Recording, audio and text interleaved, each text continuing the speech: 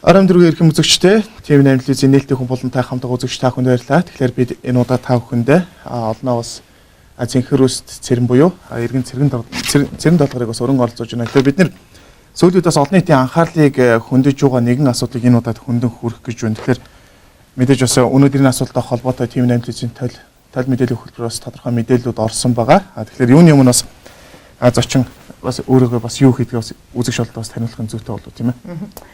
Тэгэхээр миний нэр Эмшин Цэрэн Долгор. 3 хүүхдийн ээж, бизнес хороо эрхэлдэг. Энэ заримны хүмүүс Цэрэн төрс компани захирлаг дээр намайг мэднэ. Тийм. Тэгэхээр одоо хоёул ярилцлага эхлэх юм аа мэдээж өнөөдрийн асуудлаас эхлэх зүйтэй болов. Та өнөөдөр авилгатай тэмцэх газар бас нэг тодорхой асуудлуудаар бас хандлаа. Тэгэхээр та бас өөрийн пэйж хуудаснаас олон нийтийн анхаарлыг татсан нэгэн мэдээллүүдийг бас тараагаад байгаа. Тэгэхээр энэ мэдээлэл дээр дундаа энэ мөн гэж одоо тодорхойд байгаа энэ асуудлыг та бас нэг ерөнхийд нь үзэгчд бас нэг тайлбарж өгч. Тий. Тэгэхээр мөн гэхэр маш олон төрөлдөд зарим нь шашин юм байна гэж ойлгоод байгаа юм л да. Өчигдөр буюу яг одоо өнөөдрөөс яг 24 цагийн өмнө би боловсрал соёл шинжлэх ухааны яамны стратеги бодлого хариуцсан газрын дарга Насан баярыг авилгатай тэмцэх газар, Монгол улсын тагнуулын ерөнхий газар, цагдаагийн газар одоо би өргөдөл гаргаж энэ хүний тухай шалгаж өгөөч гэсэн хүсэл тавина гэдгээ би олон нийтийн сүлжээгээр затсан Facebook дээр. Тэгээд өнөөдөр яг тэр өөрийнхөө хэлсэн одоо амлалтуудыг гэдэг юм уу хэлсэн үйлдэлээ би яг өөрөө өнөөдөр газар дээр хийлээ л дээ. Авилгатай тэмцэх газар очиж би өргөдөл өгсөн 10 зүйл хүссэн байгаа. Тэгээд дээрэс нь би бас юунд орсон байгаа. Тагнуулын ерөнхий газар очсон. Энийг одоо бас улс үндэсний аюулгүй байдлын үүднээс энийг шалгаж өгөөч гэвэл дээрээс нь Скватер дүүргийн цагдаагийн хэлтсээр очсон. Нэгдүгээр хэлтсээр. Тэнд бас энэ өсвөр үеийг хамгаалж өгөөч гэсэн үндслээр би очсон байна. Тэгээ мөн хоёр газар би нэмж байгаа нь Монгол улсын үндэсний аюулгүй зөвлөлийн албанд хайгалсан. Гэхдээ өнөөдөр арай аваач юм шимтсэнгүү. Дээрээс нь боловсролын яамны сайд ган төмөрт мөн яг энэ цагтлыг би авчиж өгч байгаа. Тэгэхээр одоо үн харилцаатай холбоотой байж болох бүхэл одоо талынханд би хүргэлээ гэсэн үг. Шөө дээрээс нь ахаадны газар хүрэх ёстой мөксөн санал орж ирсэн. Эрүүгийн тийм цагдаагийн албад намайг энэ бичгээр бас өгсөн дээр байхаа гэсэн юмшсан. Тэгэхээр миний тавьж байгаа асуудал нэг тийм ээ мөн гэдэг нэг шашныг тухай яриад хүмүүсийн шашин шүтэх эрхийг хаагаад байгаа юм биш. Тэгэхээр бид нэр ойлгох хэрэгтэй. Шашин гэж нэг байна. Ерөн зүгээр дэлхийд дээр шашнаас салбарсан гаж урсгалууд гэж байдаг. Тэгэхээр энэ үгийг аягүй сайн бодох хэрэгтэй. Sect гэж вэ, cult гэж вэ англиар. Тэгэхээр энийн гаж урсгал гэдгийг монголчууд ерөөсөө мэдэхгүй. Яг л бид нэрт угаасаа гаж урсгал гэж юм байгаагүй. Хизээнийсээ. Тэгэхээр энэ гаж урсгал гэдэг чинь одоо сүүлийн 20 жил явж байгаа энэ мууны гаж урсгалыг би хараад эндээс хэлж шин л та. Тэгээд эндээс өөрийнхөө дүгнэлтийг хараа. Тэгээд дээрэс нь мөн интернетээр ингээд судалгаа хийх юм бол тийм ээ Шенгений орнуудад 70-аад оноос хоригдчихсон. Өнгөрсөн 10 жилийн хугацаанд Оросоос, Беларусь, Балтийн орнуудад, Киргиз энэ бүх улсуудаас хөөгдөж гарсан залуу үе, өсвөр үеийнхний сэтгцийг хяндаг, төөрөгдөлд оруулдаг, нийгмийн нэгж болсон гэр бүлийг салгадаг гэсэн үндслээр дандаа хөөгдөж ирсэн байна. Энэ үгийг монголчууд ойлгохгүй байна. Нийгмийн нэгж болсон гэр бүлийг салгана гэдэг чинь юу гэсэн үг вэ гэд бид нар өөрөө өөрсдөөсөө асуух хэрэгтэй болж байна. За, тийм. Мэдээж. Хоёулаа жишээлээ л дээ. Би тэр одоо нэг өсвөрнөөс 12, 13 настай хүүхдүүд бай. Ямар нэгэн бүлэг дугууланд явхад тийм ээ бид нар хувь хүний хөгжлийг хараад бүгдөө л явал тийм. Өнөөдөр ийм клуб дугуулны нэг л бол Монгол улс харал нэг. Ер нь Монгол тэгээд энд явсан хүүхдүүд тийм ээ бид нар хараа хяналтгүйгээр итгэж явуулж байна. Тийм нэгэн сайн сайхны үйл хэрэг хийхэд бид нар ерөөсөө энэ дээр төдөлсөх юм гүйгээр явуулж байна. Харин ард нь энэ хүүхдүүдээр юу хийлгэж байна гэдэг нь л өөрөө чухал асуудал болж байна. Тийм ээ сайхан номын дугуулангийн клуб л мод хариулна л гин. Эсвэл манлайлах чадварт сургана л гин. Илтгэл тавил сургаж байгаа л гин. Тэгэхээр энэ бүхний ард давхар тархийг угаах тэр ажлыг явуулж байна. Тарих угаалт гэдэг нь тийм ээ боловсруулаад өөрсдийн төвшөнд боловсруулсан энэ бүхэл бүтэн институт гэдэг бид нар ойлгох хэрэгтэй. Боловсруулаад явахын хажуугаар тухайн хүүхдийн сэтгцийг хянж өөрсдөөсөө хараат болгож аав ээж хүртэл юу одоо үгүйсэх тийм хөдөлгөөн болж байгаа байхгүй. Аав ээжигээ өөрөөр хэлбэл чи миний төрсөн аав биш ээ. Тэгтээ тэргүй чи бол одоо нүгэл үлдээд би гарсан хүүхдээ. Миний чинь одоо миний жинхэнэ эцэг гэдэг бол эдний өөрсдөө үг л дээ. Мөн тийм ээ. Түүний эхнэр жинхэнэ ээж гэж байгаа. Чи ийм балаа юм Монгол улсад 20 жил дэлгэрчээд энийг ингээд бүр доогоор нэвч идээд өсвөр үеийг хамаад ингээд явж байхад өнөөдөр бид нэр чив чимээ байгаа даа. Энэ тухай би 2 жилийн өмнө хувийнхаа эргэн хүний хувьд дахиад би хэвлэлийн бахарал хийж би энэ тухай анх удаа олон нийтэд мэдгдсэн. Үүнээс өмнө 50 сэтгүүл ихэн олон нийтэд мэдгдсэн.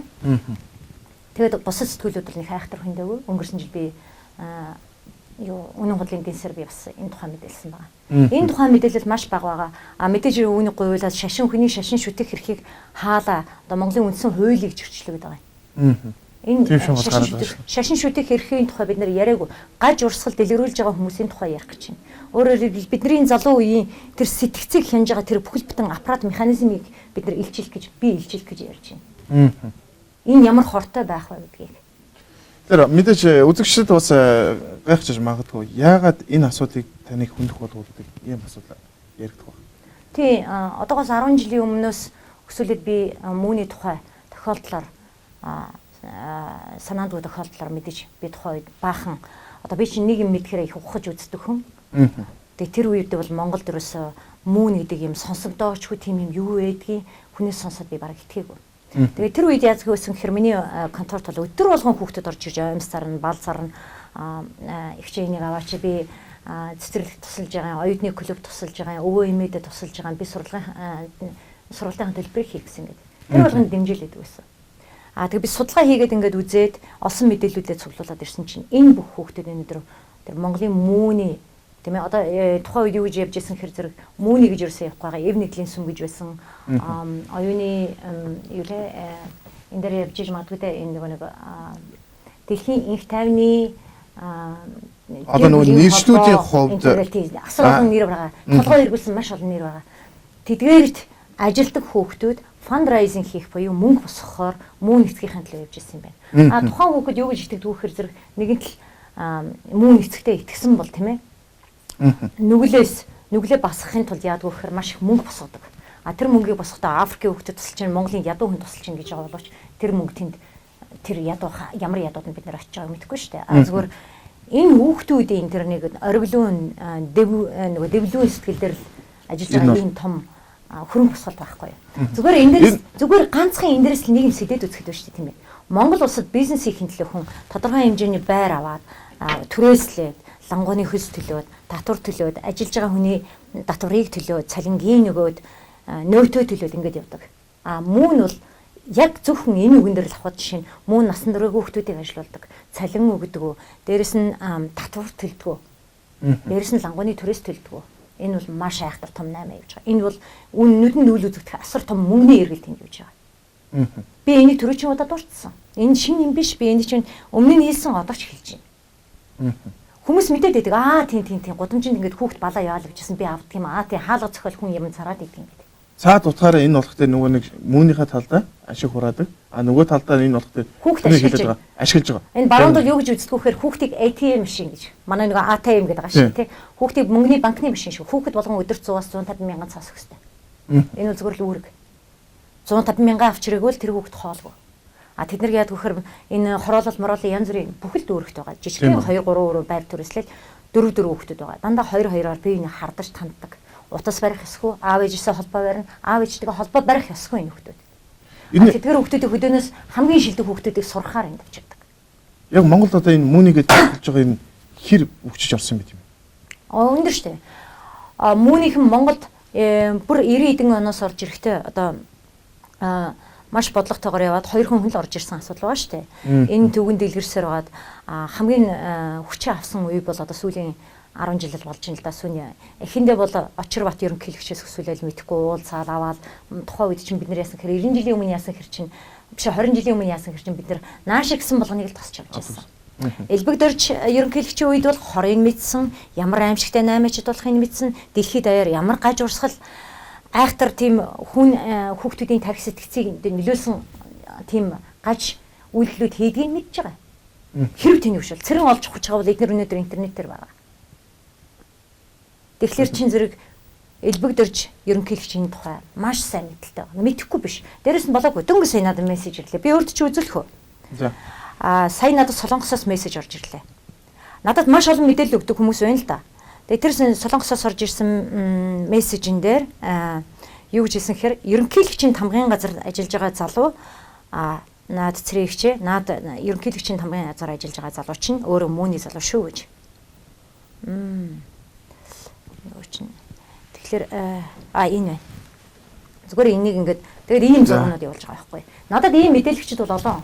Хүмүүс ил гарахаасаа айж байна. Яг гэвэл араас нь мөнийхэн маш их хөөдөг.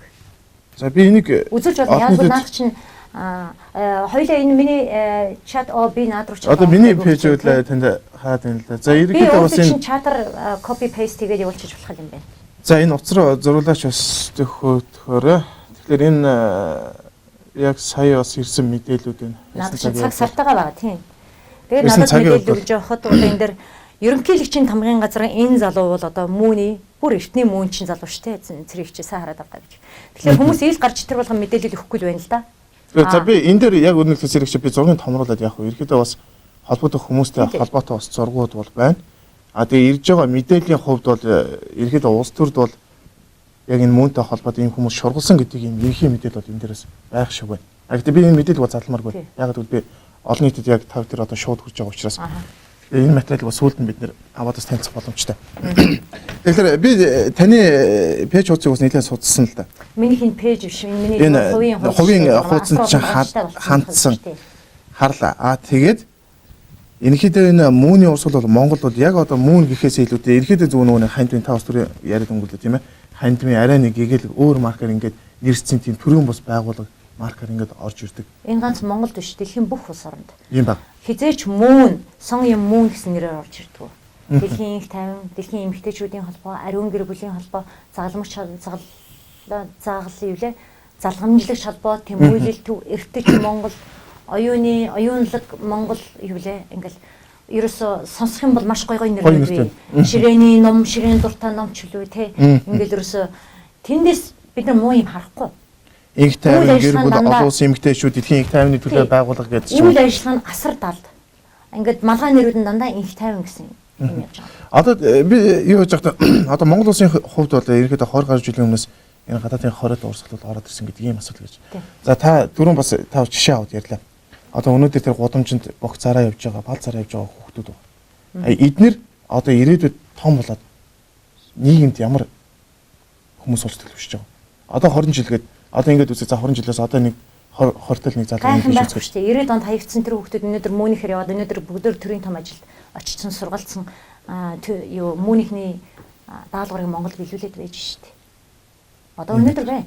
Тэрний нэг насан баяр шүү дээ. Энд чинь би юм зохиож яриаггүй шүү дээ. Насан баяр гэдэг хүн нэгэн 2 жилийн өмнө намайг энэ тухай ярихад үгүй би буддист хүн гэж. Энэ дэр зарим нэг хүмүүс намайг улс төрийн сонирхолтой гүтгэлээ гэж хэлсэн. Би хэлчихье. Би ямар ч намын гишүүн биш. Гэхдээ надад нэг бас Монгол улсын төлөө үр хөвгтийн төлөө зохилох зүрх байна. Бид алим болгон юм сайж явах юм. Алим болгон юмд үгээ хэлэх сайх юм.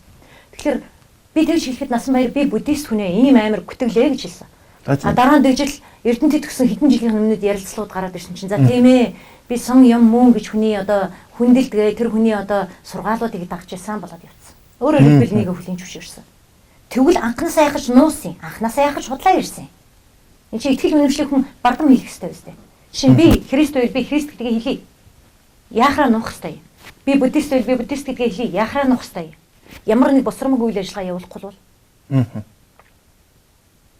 Тэгэхээр аль хэзээний 20 жилийн гудамжинд байсан өнөөдөр хүүхдүүд өнөөдөр мөнийхээр тэтгэгдээд тэд нар чинь будагийн нөгөөд Солонгоста 5-6 жилээр сургаад эмч тэр ч бодгоо төрийн маш чухал ажлууд дээр өнөөдөр байж байна. Одоо тэрний нэг нь өнөөдөр ерөнхийлөгч өөрөө харна биз? Ерөнхийлөгчийн тамгын газар байгаа гэж. Мэдж байгаа шүү дээ. Энэ улс төрийнх нь бид нэр мэдэхгүй шүү. Одоо энэ телевиз үзэж байгаа хүмүүс бид хоёр ингэж гайхаад байгаа боловч улс төрийнх нь бүгдөө хэн мөнийхүү хэн биш үү гэдгийг мэдж байгаа. Дотроо. Энийг ард түмэнд мэдэхгүй байна бид нэр.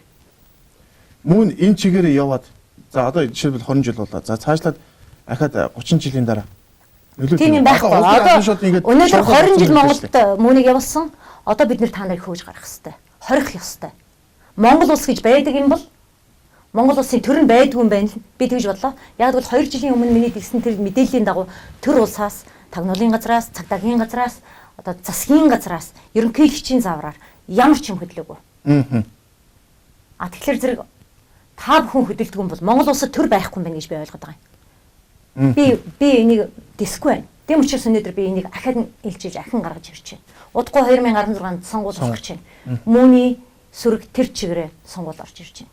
Энэ бол аюул. Монгол улс байхгүй болно. Монгол улс боолын боолт улс болно. За тэгэхээр зэрэг чи юм байна. За нэвтрүүлэг маань үзэгчтэй шууд хурж байгаа. Тэгэхээр ТV нэвтрүүлгийн яг шууд хэвлэл дээр 1919-50 дугаар ус холбогдож байгаа. Тэгэхээр бид нар бол яг мэдээллийн хувьд ерөөдөө энэ олон нийтэд хурж байгаа энэ мэдээлэл дээр байр суурь авна. За яг үнэхээр бас буруу дашаа олон нийтийг сурч явуулах гэсэн тийм мэдээллүүдийг бол бид нар шууд таслаа шүү гэдэг ямсыг хийлээд ямсаа хоёлаа нэг 5 үзэгчийн асуултанд хариулаад байна. Тий. Энэ дундор хоёлаа ахад нэг юм хэлчихье. Яг л битээр нөгөө нэг мууны гаж урсгал гэж яриад яваад байна л да. Тэгэхээр хувь хүмүүс намайг яагаад энэ одоо Насанбаяр гэдэг хүнтэй холбоод байгаа юм бэ гэхээр бидний Монгол улсын тийм ээ үр хойчин гэгэрх сэхэрх асуудлыг хариуцж байгаа тэр бүх нэгж рүү хариуцж байгаа энэ хүний шийдвэрээр өнөөдөр тийм мөнхөр бодлогод маш их хийгдэж байна. Тэгээд хамгийн гол нь энэ хүний хэн байх нь надад өндөө чухал биш. Тийм ээ. Тухайн хүний юу шүтгэх нь чухал биш. Гэхдээ Монгол улсад ямар ч харийн гаж урсгалыг шүтдэг хүн энэ чухал байран дээр байх ёсгүй. Энэ Насанбаяртай ч биш. За тэгэхээр шашнаас ангид байх ёстой. Хоёлаа энэ яг холбогд халдмынханд өгөөд байгаа энэ мэдээллийн дагуу бол буцаад үзэгчтэй мэдээлэл өгнө. Тэгэхээр яг энэ Насанбаяртай холбоотой мэдээлэлээр бол хоёлаа буцаагаад бас мэдээлэл өгнө. Тэгэхээр одоо зүгээр яг ярьж байгаа асуудал дээр байр суурьгуулаад. За. Байна уу? Байна уу? Байна. За та шууд нэвтрүүлэгт холбогдлоо. Тийм байна. За та холбогдсон байна. Яг ямар санал яг битэрийн ярьж байгаа асуудал ямар байр суурьтай байна? Би одоо яг энэ мууны урсгалын талаар бас нэг гомдолтой явдаг хүн байгаамаа. За ярээ. За энэ юу болсон гэхээр энэ муу гэдэг бол Монголын үр хойчдыг ерөөсөө одоо энэ цэрэнгүй хэлж байгаа Монголч гэдэг нь бол үнэндээ их байгаа. Би энэ маш гомдолтой явдаг. Миний 18 настай төрсөн ахын маань хүүхэд нөтөн 4-5 сард өөрийгөө баруун насалсан. Би мэдэх юм байна. Мөнийх нь нуусан тэр хэрэг мөн байна, тийм ээ? Тий. За энэ ямар юм болсон гэхээр өөр Монголд бизнес хийж байгаа. Уг нь ажиллаар явуулж байгаа гэж явуулсан.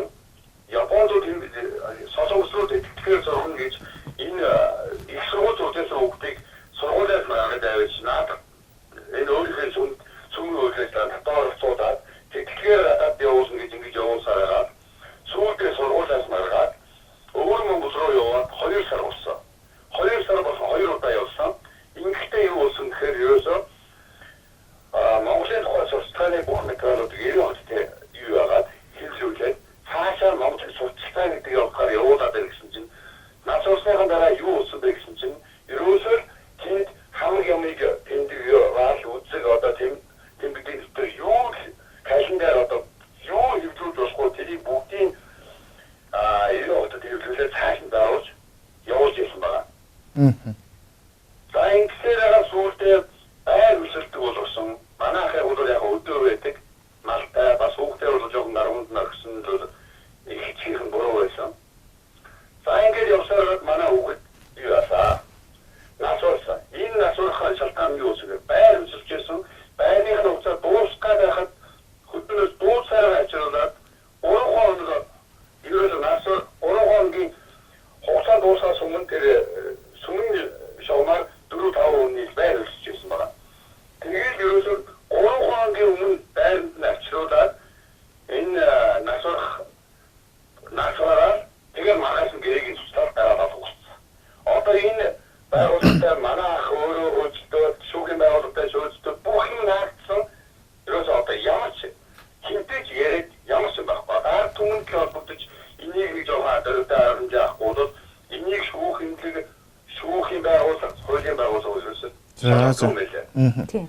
Би тань дээр тодруулах хий. Би зүгээр бас нэг харж үзэх юм болов миний ахыг ах дүүгээ ингэх юм болов гэсэн чинь ерөөсөө тийм юм байхгүй.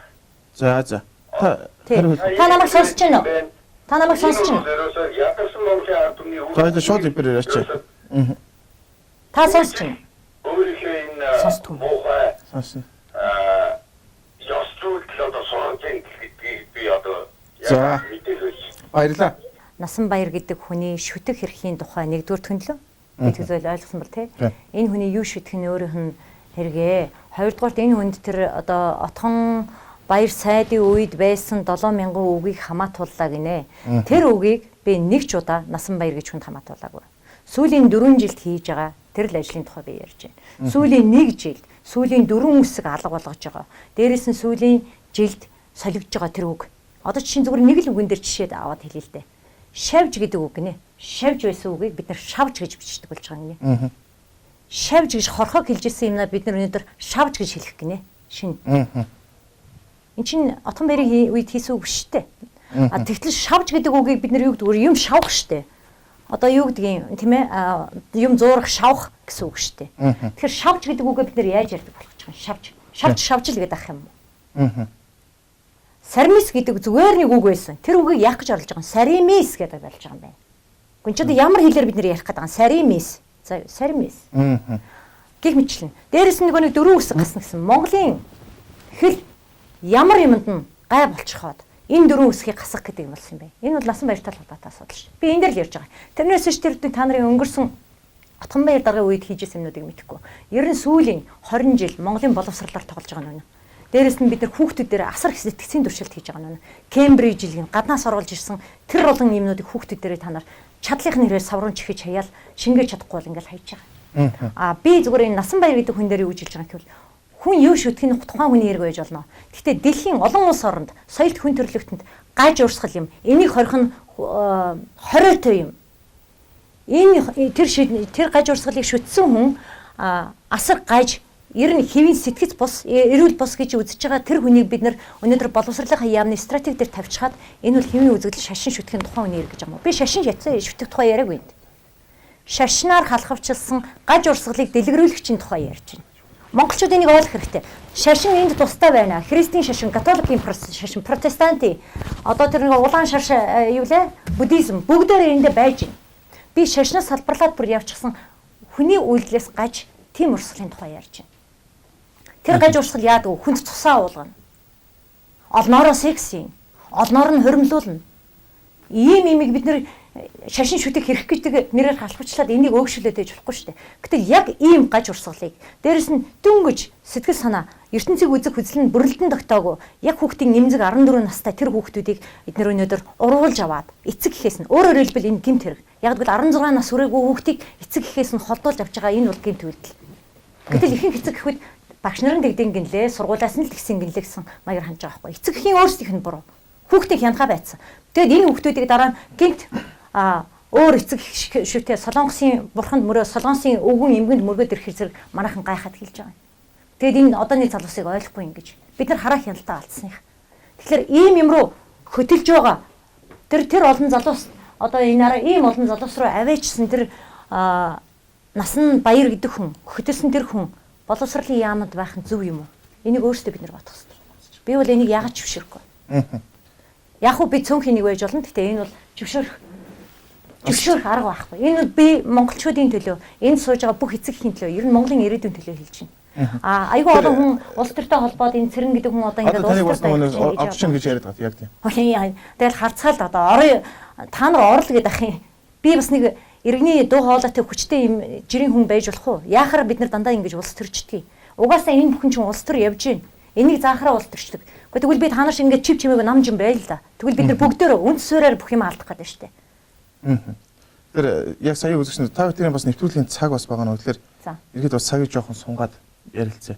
Яг үнэхээр энэ асуудалтай холбоотой бас үзэгчд маань бас төлөвлөгөөтэй байсвараа илэрхийлэх нь зүйтэй бол яг өнөөдөр ерөөдөө таны юу хийж байгаа үйл хөдлөж энэ бол хөнгө бас анхаарал хандуулж байгаа. Тэгэхээр энэ дээр бас таны бас зөрүүлээд үзэгчд яг TV8 телевизийг үзэж суугаа.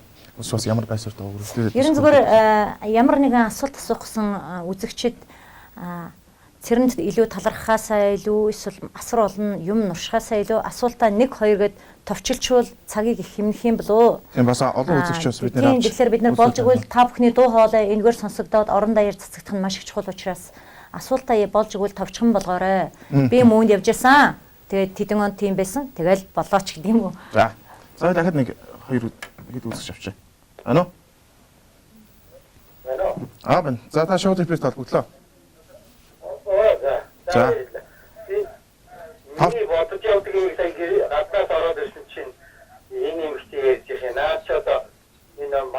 боловсролын нөхцөл орчноор маш их аимшигтай харахгүй юу? Нэгдүгээр хоёрдугаар нь яг хүмүүсийг ерөөсөө Монгол хэлний шин бүтэцдэг дээр үед одоо бид нар хэрэгжсэн шин чанарыг аваад зүгээр одоо энгийн ард түмний донд энэ таалын хаяг маяг хууль гараад байх гэсэн. Нэг ч хүн Монгол хаягаар бичихгүй, нэг ч хүн одоо өөрийнхөө төрөлх хэлийг зөвөр нь ярихгүй. Одоо сүүлдээ энэ утаар ярьж байгаа энэ мессежүүдийг одоо юу гэж энэ зөвөр Монгол хэлийг сөхөөх хэрэгтэй явуулдаг биш. Тэгээд дээр сургуулийн албаныхаа хамгийн том дээр торгой дээр нь одоо энэ хачаа хачи ойлгохтой юм хүмүүсийг тавьчихдаг энэ одоо ямар ухаан юм яагаад болохгүй.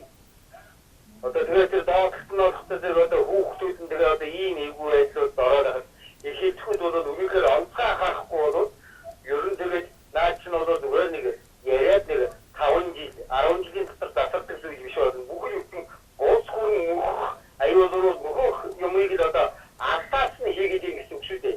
Энийг бол одоо нийт ард түмэн ойлгосоо хэлчихсэн. За баярлалаа. Тэгэхээр үзэгчд маань их товчхон ерөнхийдөө ингээд байр суурь хэлж. Тэгэхээр яг би бас ярилцлагын төгсгөл бас танаас нэг асуулт асуусан. Яг саяны үзэгчийн хүнддэг. Одоо өнөөдөр бидний боловсролын систем маань ямар байна гэдгээ бас нэг эрхий боловсролын систем бас нэг ярих зүйтэй болов гэдэг юм ойлгох сүүлнээс нэг яриад тавилаа тийм дээр. Тийм боловсрол дээр бид нэр хэрэв монгол хэлэнд хэлийг зайлшгүй өөрчлөх шаардлагатай болсон бол одоо ингээд тогтсон хэлээ ингээд өөрчлөөд оролдоод үгсгээр нь ингээд ялгаад салгаад үсэг нэмээд үсэг гасаад байдаг улс үндэстэн Монголоос өнөөдөр алга байна. Яг тэгвэл би энэ тухай хэлээрээ хэлний хөгжил хэл гэдэг бол тэртээ тэгвэл өөрчлөгдөж байдаг нь үнэн. Нараа шинэ үг орж ирж байдаг. Хуучин үг тийм ээ одоо ингээд мартагдж идэг тийм юмнууд байдгийн байна. Гэхдээ аль ч улсын түүхнээс хэлний энэ үсгийг хасаад энийг оруулъя гэдэг юм ерөөсөй байдаг юм байна. Гэтэл бид нэр сүүлийн хэд хэн жилд ямар их оролдоо. За Отгон баяр сайдын үед их оролцсон юм байна. Энэ тийм ээ одоо юуныхны одоо боловсролын яамны мэрэгчлэлтний хэлж байгаагаар. Дараа насан баярын үед зөндөө оролцсон шүү дээ. Би энийг л ярьж байна. Энэ хэсгийг би энэ үн дээр л анхаарч байна. Тэгээд би юу гэж хэлэх гэж байна вэ гэхээр хэл ер нь оролдоно гэдэг бол мохоо болохын шинж. Жишээ нь чи битэр хоорондоо шавх тухай ярил л да. Чи наатаа шавжээ за.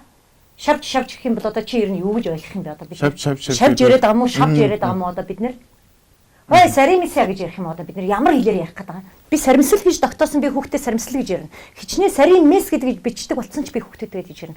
Өнөөдөр аав ээжүүд аав нь хүүхдээ хичээлээс аваад сууж багангийн хүүхдэд хоорондоо ойлголцоо боллоо. Яг гэж хэл нь юм амар том гажиг болсон. Тэгэхээр ингэж хэлэн гажиг болчоод байхад энэ хүмүүс энийг хэвэн юм шиг аваад байна. Монгол үндэстэн мөхлөө. Наа чин төр алга байна. Яг гэвэл хэл мөхч чинь энэ дэр. Үнэхээр хэлэнд засвар хийх байсан бол бид нар яагаад үндсэндээ хэлэнд засвар хийх байсан бол бид нар яагаад энэ дэр ерөөсө Монгол үндэстэн даяар нь ингээд тараагаагүй юм. Зөвхөн одоо ирээвэр хураавар тэндний сургуультанд эндний хүүхдүүдэд болсон гинлээ гэх. Тэгээ хоорондоо онлайнаар хэрэлдэцгээгээд наадах чи ингэж хүчгээ байсан тэгж бичдэг. Багш нар нь одоо сая хэлж штэ саяны багш юу заахаа мэдхээ байлаа гэж. Тэгвэл аав ээж хүүхдүүд нь гэртээ хүүхдийн даалгаварт тусалж мэдхээ байлаа. Хэл оролдоно гэдэг мохоо болохын шинж. Улс үндэсний мөхийн хамгийн ихний том хэлэл бол хэл. Тэгэхээр өнөөдөр тийм ээ төдөвгой байна. Өнөөдөр штоломгой байна. Энэ том хүмүүс өнөөдөр амьдарсаар байхад яахаар соёл тийм ээ боловсролын яам нь тийм ээ 30 насны шахам тэр залуусаар пэг дүүрсэн. Тэгээд тийм ээ стратеги бодлого боловсруулдаг тэр чухал мессен дээр нь харийн гаж урсгалыг шүтээд тэрэнд мөргөөд тэрний төлөө үйлчлээд байж идэх хүн ажиллаж идэг. Энэ бол байх боломж байхгүй. Асуудал. Заавал ахаад үзэгчтэйгээ. Энэ чинь гэмт хэрэг шүү дээ. Энэ чинь нэрүүгийн том гэмт хэрэг. Үнэхээр Монгол үндэстэн монголчууд хэлээрээ оролдох шаардлагатай үсэг гасах нэмэх энийг зарим хүмүүс хийх тийм ээ нэг одоо нэг энэ аягийг ингээд салгачих тайны сэтгэл байна. Энэ ердөө тийм биш. Бид нэр бүхэл бүтэн соёлын том хэл усаа ярьж байна. Тэгэхээр зэрэг дөрвөн үсэг гасна гэдэг бол асар том асуудал. Тэрнээс болоод бүх ном өөрчлөгдөн гэсэн үг. Тэрнээс болоод хоорондоо хэл жишээ нь ярих гэдэг хүртэл тийм ээ ярьж байна гэдэг чинь зөөлний тэмдэг орж ил байна шүү дээ. Тийм ээ хатуугийн тэмдэг бид нар ямар үед явцгаа одоо юу гэдэг хатуугийн тэмдэг хэрэгжиж байгаа. Энэ хатуугийн тэмдэг тийм ээ ишчээ энэ төр хэрэглэгдэхгүй байх гэж ингэж гасгаж байгаа юм. Тэгвэл энэ хэсгүүд бас гай болоогүй шүү дээ. Тэгэхээр би ерөнхийдөө насан баяр дараагаас асуух гэж байгаа юм. Монголын боловсролын энэ их үсгэнд өөрчлөлт оруулж монгол хэлийг таньж хасаад ингэхэд Монгол улсын төсвөөс ямар их мөнгө гарсан бэ? Бас хэрэг. Энэ Монгол улсын төсвөөс хэр их мөнгө гараад энэ хинд ашигтай хувилбар байсан юм бэ? Энэ даалгаврыг хэн биелүүлчих гэсэн юм бэ? Энийг бид нар мэдэх хэрэгтэй шүү дээ. Би Монгол хүүхдүүдэд би монгол хэл сургамааргүй байна. Би хүүхдийн тарих сэтгцээр ингэж тогломооргүй байна. Дээрээс нь багш нар уучраа болох байсан. Дээрээс нь Насанбаяр та бүр 20 жилийн өмнөөс өсвөлээд Монгол улсын одоо бүх бага сургуулийн багш нарыг ихэнхийн Баянгол тусланд авчиж 7 хоног, 14 хоног ариун гэр бүл ёс зүйн хичээлүүд зааж ирсэн. Энэ үнэн гэдгээ та хэлэх үү? Би тантай уулзмаар байна. Танах дараагийн удаа Насанбаяр битэрэг уулзвал би баярлах болно. Яг тэгвэл би өнөөдөр ингэж ярихаар би гүтгсэн болох гэдэг. Ер нь яг таны ингэж ярьж байгаа асуудалд энэ Насанбаяр дараагаас яг байсаар илэрхийлж яснаа. Үгүй л гэдэг шүү дээ. Та нөр хандсан уу? Үгүй. Ууз ууч. Ярь. Үгүй. Зүгээр энэ бол дандаа гүтгэжин л гэдэг. Хүн гүтгэхэд учиртай байдгийн. Гүтгэх сэтэл нь юу? Насанбаяр гэдэг хүнтэй уулзаагүй би Насанбаяр гэдэг хүнийг гүтгэх шаардлага байхгүй. Ер нь хэнийг ч байсан надад гүтгэх шаардлага байхгүй. Гэхдээ үннийг илчлэх зориг надад байна. Хэдийгээр би ганцаарсан ч гэсэн мөнийх маш албаа. Хүн алхад бэлэн. Миний Facebook дээр нар харах юм бол цэрэн чамайг алан шүү гэж бичсэн зөндөө байдаг шүү дээ мөнийх.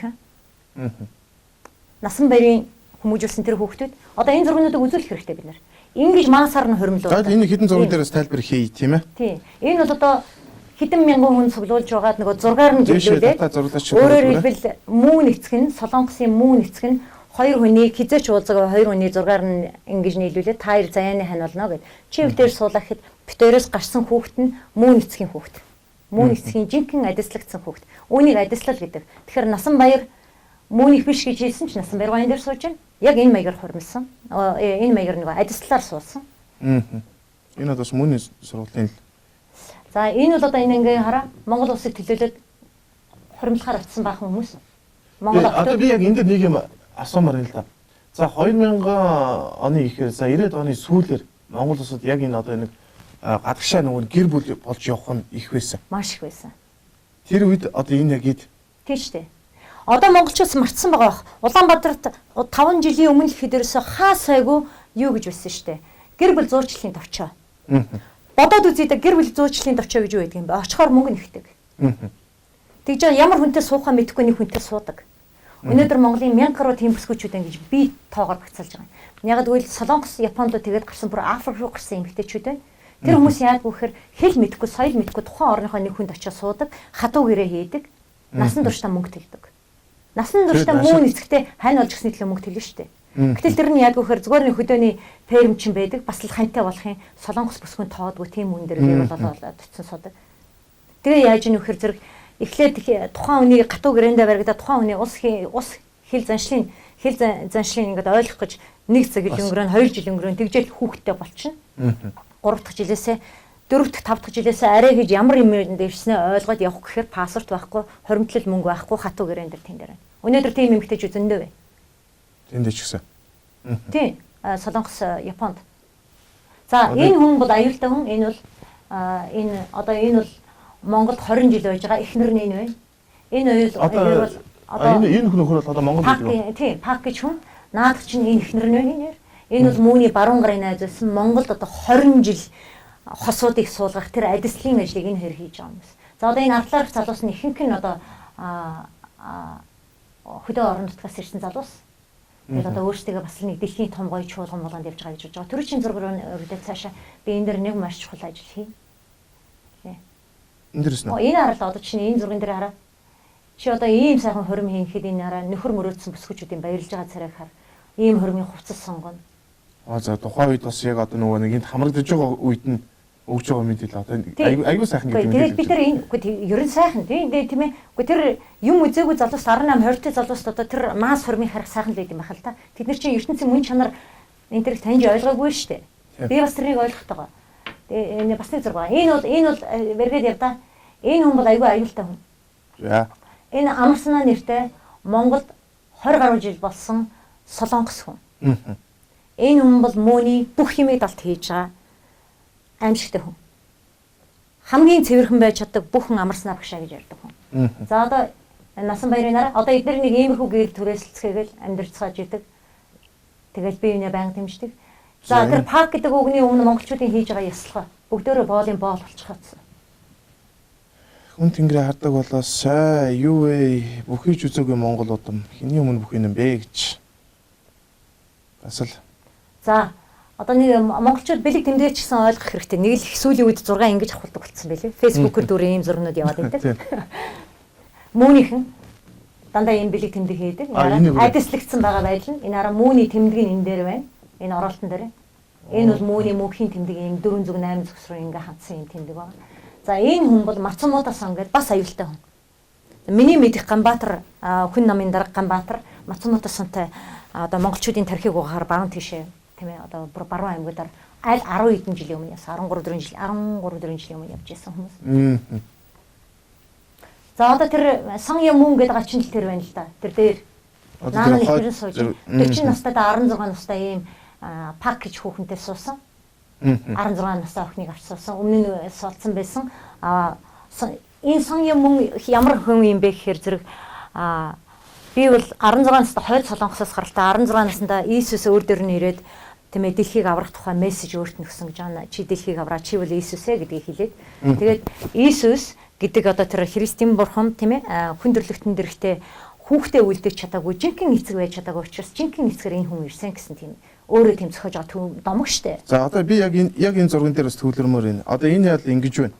Улсын шилдэг сурагчдын семинар гэж байна. Тий. За тэгэхээр одоо нөгөө нэг яг сургалтын орчинд маань эднэр бол аль хэзээ ороод иржээ 2009 оны. Чинь аль хэзээ орцсон вэ? Би хэлээд байна. Сургалтын системд 20 жил орцсон байгаа. Далдуура янз бүрээр одоо өнөөдөр энэ та нар бодлоо 2009 оны энэ залуу холдоос гаралтай. Улс төр аль хэзээ орцсон залуу. Ерөнхийлөгчтэй хүртэл зураг мөргөө авахлаа тавьсан байдаг залуу. Тэгээ дээр над руу тийм юм гэж байхгүй. Би бол Чингисийн Монголын над руу юу гэж тавьж ирсэн хэрэг та бол ингэж хулаа ярьж байгаа харин хүнтэй суусан Монгол хүнтэй суугаагүй гэсэн асуудлууд ингэж. Одоо эдний над руу дандаа дайрдаг асуултууд тэр л дээ. Одоо энэ дэр ингэж хав. Тийм. Ахаад лидерс гэж. Шилдэг. Энэ араа их гой юм дандаа шилдэг лидер, шинжлэх манлайлагч. Нийслэл нь бол айгүй. Тийм. Юунлаг leadership development тийм ээ бүр одоо хөгжүүлэх юм. За тэгэхээр үзэгчтэй манай нэвтрүүлгийн цаг дуслаа. Бид нар бас нэвтрүүлгийн цагаа сонгосон. Тэгэхээр ерөнхийдөө бид нэр энэ удаад ерөнхийдөө энийг олон нийтийн анхаарлыг татдаг энэ асуудлаар ерөнхийдөө энэ иргэн зэрэн долгорын байр суурийг бас та бүхэндээ хүргэх гэж зорьсон юм а. Тэгэхээр одоо яг нэвтрүүлгийн цаг дуусч байна. Одоо бас холбогдож байгаа үзэгчдийн хувьд энэ асуудлыг яаж босгохгүй, энэ асуудлыг яаж тэмцэх вэ гэдэг ийм асуудлыг ярьж байна л. Тэгэхээр хоёул энэ дээр нэгдүгээр бас бүдэн хатгаж дурхиж болохгүй. Ерөнхийдөө та одоо яг энэ мөн одоо цаашдын хийх алхмаа усныг тодорхой хийлээд одоо та бас энэ холбогдох хуулийн эмнэлгийн байгууллагууд өгж байгаа энэ асуудлыг бас яаж үр дүнгээр гаргаасаа гэдгийг ямар бодолтой явж байна. Энийг хэлээд байдаг нэвтрүүлээд тусаа. Аха. Өдөө хатаж төрхнө гэсэн юм бол байхгүй шүү дээ. Гэхдээ нийгмийг би сэрэх хийх хүсэж байна. Сүүлийн 2 жил миний 2 жилийн өмнө дэлгээд дэлгэсэн энэ мэдээллийн дагуу ерөнхийлөгчийн тамгын газар Монгол улсын одоо парламентаас ч тэр юм уу эсвэл хүчний байгууллагаас ч тэр юм уу эсвэл боловсрлоос нь ч юм уу одоо ер нь ямар нэг байдлаар соёлоо хамгаалах, их нутгаа хамгаалах, эсвэл залуусаа хамгаалах ийм үйлдэл нэг ч хийсэнгүй. Тийм учраас өнөөдөр Цэрэн гэдэг хүн ахин энэ мэдээллийг дэлгэж байна. Ахин дэлгэхдээ Цэрэн гэдэг хүн зүгээр нэг дэлгэх биш. Өнөөдөр авилгалтай тэмцэх газар, тагнуулын ерөнхий газар, цагдаагийн газар, дээрэс нь соёлын яамны сайд, ган төмөрт нь үндэсний аюулгүй зөвлөлд би хандж байна. Надад өөр гарц байхгүй. Энэ дээр би олон нийтийн сошиал медиагаар тэлгэж байгаа. Ягаад гэвэл би энэ мэдээллүүдийг өгөх юм бол эргээд хүнд ч харагдахгүй. Нэг л би төмний төлөө хийж байгаа учраас би энийг өнөөдөр олон нийтийн хэвлэл тийм ээ одоо хэрэгсэл болох тэр фэйсбүүкээр би дэлгэж байгаа. Хүмүүс өөрсдөө Цэрэн гэдэг хүний өгсөн тэр миний өгж байгаа мэдээлэл ийм хэн гэдгийг анзаарах хэрэгтэй. Энэ мөний тухай 100% мэдээлэл байдаг бол Цэрэн ердөөс 3% л цацж байгаа гэдгийг ойлгох хэрэгтэй. Би зөвхөн та нарт амсуулаад энэ ийм юм байна шүү, тийм юм байна шүү гэдэг сигнал л өгсөн. Тэрнээс би энэ миний ярьж байгаа шиг тэр гүнд нь ороогүй гэх. Би гүнд нь энэ нэг цагийн хугацаанд би ярих боломж байхгүй. Би тэр асар олон юм хийж байна. Энэ ийм байх ёстой юу? Дээрээс нь бид нар асуултад авч байна. Гүнд нь орсноо ярих юм бол эн чинь аимшигын олон жишээ байгаа шүү дээ. Мэддэг бүхлээрээ судалгаа хийгээч монголчуудаа. Та хүн хувь хүн өөрөө хийж чаддаг юм бол ах トゥ өөр хөвгт бүх тэр гадаад хэл мэддэг хүмүүсээс энэ судалгаануудыг дамжиж яваас YouTube-аар дөрөн бичлэг байна. Чи нэг Цэрэн гарч ирэл нэг санаанаас зохиогоод яриад байгаа юм байхгүй шүү дээ. Тэгэхээр бүх мэддэг хэлээрээ судалгаа хий. Ямар юм гарч ирэх нь өөрсдөө харцгаа. За баярлалаа. Тэгэхээр эрхэм үзэгчдээ бид та бүхэндээ ихэд сүүлийн үед олон нийтийн анхаарлыг татаад байгаа энэ мөн гих тодголтой энэ асуудлаар иргэн Цэрэн толгойн байр суурийг хүргэлээ. Тэгэхээр Мэдээж бас үзэгчд бас уриалга гаргаж байна. Яг энэ холбоотой хууль хэмжээний байгууллагад хандаж байгаа асуудлаараа тэр холбоод халдсан шаардлагатай хоёр нүүр тулаач гэдэг ийм асуултыг тавьж байна. Бид нар бас энэ урилгыг бас тавиад үзье. Тэгээд хэрвээ болно гэвэл бид нэр бас олон нийтэд бас засах бэлэн байна гэдэг бас энэ өөр хүргье. Тэгээд нэг юм хэлэхэд үнэхээр Монгол улс төргүү. Би бол төргүү байх гэж хэлж байна. Ингэж хэлсний төлөө надад маш олон хүн уралдахгүй байх гэж бодно. Яг гэвэл төр алхмаа хийсэнгүй. А төр нь иргэдээ буюу ирээдүйн хойч үе хамгаалахгүй юм бол ард түмэн нэгдэж энэ дээр өөрсдөө үр хүүхдийнхаа төлөө чагсахаас өөр арга байхгүй, зогсохоос өөр арга байхгүй. За баярлалаа хүмүүстээ бидний энэ удаагийн нээлттэй хүн нэвтрүүлэг энэ хүрээд өндөрлөж байна. Анхаарлаа хандуус үзэгч танд баярлалаа.